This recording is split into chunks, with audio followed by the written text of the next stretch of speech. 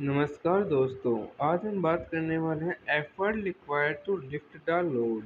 आज हम याद करेंगे कि स्क्रू जैक पर लगने वाले लोड W को उठाने के लिए हमारे द्वारा इस हैंडल पर कितना एफर्ट लगाया जाता है, यानी कि स्क्रू जैक पर लगने वाले लोड W को उठाने के लिए कितना एफर्ट आवश्यक है, उसकी गणना आज हम करेंगे। तो देखिए, स्क्रू जैक पर लगने वाला लोड अल्टीमेटली इस स्क्रू स्पिंडल के थ्रेड्स पर लगता है। स्क्रू स्पिंडल और नट की जो ये थ्रेड्स है, इन पर लगता है लोड अल्टीमेटली। तो हम क्या करेंगे, इन थ्रेड्स की थ्रेड प्रोफाइल लेंगे। थ्रेड प्रोफाइल क्या होती है?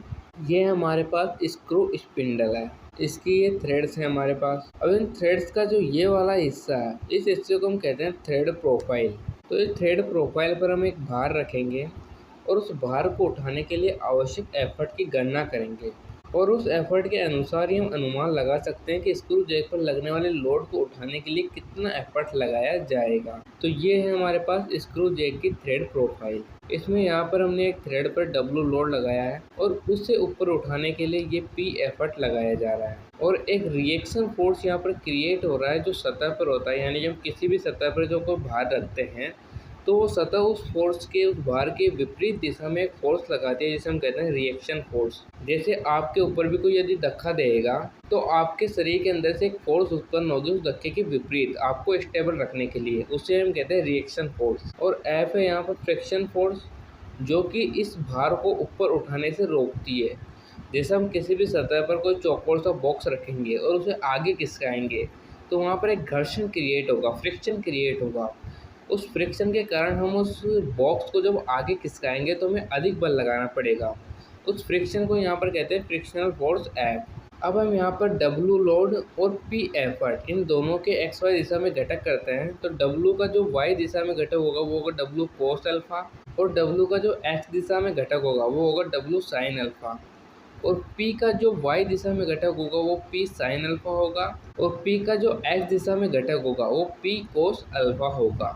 अब यहाँ पर हम संतुलन की स्थिति लेते हैं। संतुलन की स्थिति क्या होती है? जब किसी वस्तु पर दो फोर्स एक दूसरे के विपरीत दिशा में लग रहे हैं, और यदि वो वस्तु संतुलित स्थिति में यानी किधर भी नहीं खिसक रही है, तो इसका मतलब यह है कि वो दोनों फोर्स एक समान मान के हैं। तो यहाँ पर यदि हमें इस लोड W को संतुलन की स्थिति में रखना है, तो हम क्या करेंगे, इस दिशा में लगने वाले फोर्सेज और इस दिशा में लगने वाले फोर्सेज को बराबर करेंगे, और इस दिशा में लगने वाले फोर्सेज और इस दिशा में लगने वाले फोर्सेज को बराबर करेंगे।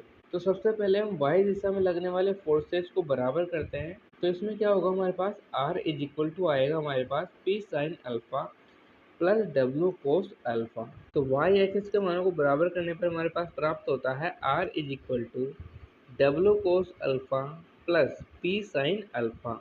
अब यदि हम x एक्सिस के बलों को बराबर करेंगे, तो हमारे पास प्राप्त होगा P cos alpha is equal to F plus W sine alpha. तो x एक्सिस के मानों को बराबर करने पर हमारे पास प्राप्त होता है P cos alpha is equal to W sine alpha plus mu are.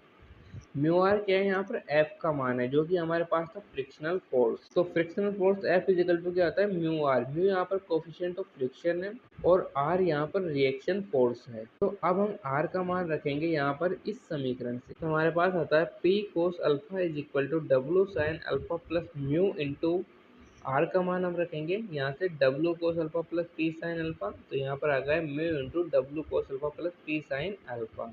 यहाँ से यदि हम इस म्यू को अंदर इंटू करते हैं, तो हमें प्राप्त होता है P cos alpha is equal to W sine alpha plus mu W cos alpha plus mu P sine alpha. अब यहाँ से हम P वाले मानों को एक साइड में लेते हैं और W वाले मानों को एक साइड में लेते हैं। तो P कोस अल्फा और म्यू P साइन अल्फा में से P कॉमन लेने पर हमें प्राप्त हुआ cos alpha plus mu sine alpha is equal to W sine alpha, और म्यू W कोस अल्फा में से W कॉमन लेने पर हमें प्राप्त हुआ W is equal to sine alpha plus mu cos alpha.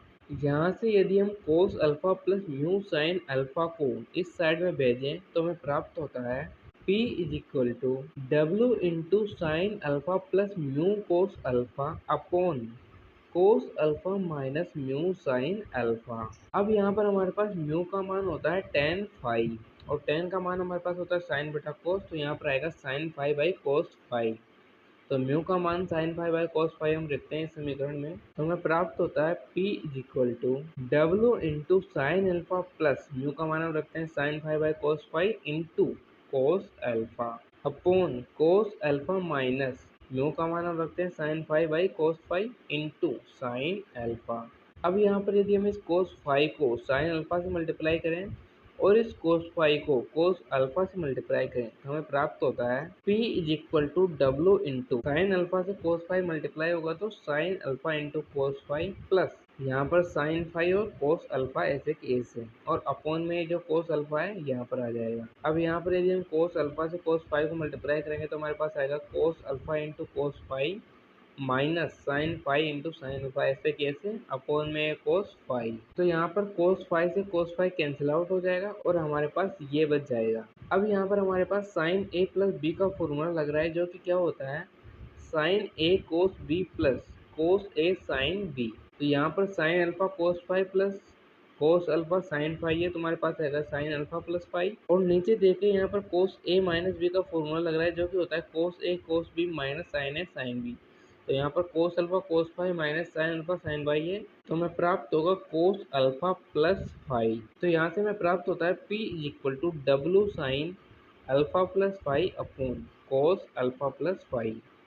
तो यहाँ पर ये फॉर्मूला आ गया sine alpha plus phi is equal to sine alpha cos phi plus cos alpha sine phi और cos alpha plus phi is equal to cos alpha cos phi minus sine alpha sine phi. अब यहाँ पर हम जानते हैं कि sine upon कोस होता है टेन, तो यहाँ पर हमें प्राप्त होगा P is equal to W tan alpha plus phi. तो यही हमारे वो एफर्ट जो स्क्रू जैक के हैंडल पर हम लगाते हैं लोड को ऊपर उठाने के लिए।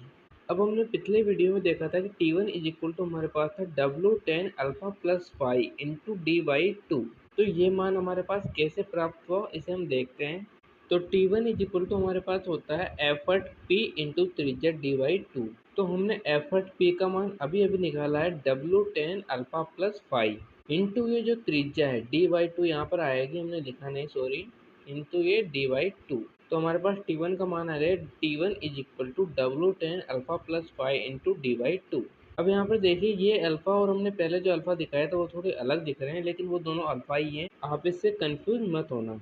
और एक चीज यहाँ पर ध्यान दीजिए कि जो एफर्ट बल लोड या भार है ये सब चीजें एक ही होती है। मैटर ये करता है कि हम इनका प्रयोग कहाँ पर कर रहे हैं। हम जिस जगह पर इनका प्रयोग करते हैं उसी के अनुसार इनकी विशेषता निर्धारित हो जाती है। जैसा कि हमने स्क्रू जैक पर लगने वाले लोड को W कहा है तो हम उसके स्थान पर एफर्ट W भी बोल सकते थे। लेकिन क्या है कि जब हम हैंडल की बात करेंगे तो हैंडल पर भी हम जो एफर्ट लगाते हैं हम उसे लोड बोल सकते हैं। तो अब यहाँ पर यदि हम दोनों को लोड बोलेंगे तो हमें कंफ्यूजन होगा, इसलिए इन दोनों को नाम चेंज करना पड़ता है हमें। इसी प्रकार से केवल इनका नाम अलग होता है लेकिन जो इनका मीन होता है, जो अर्थ होता है इनका एक्चुअली में वो एक ही होता है।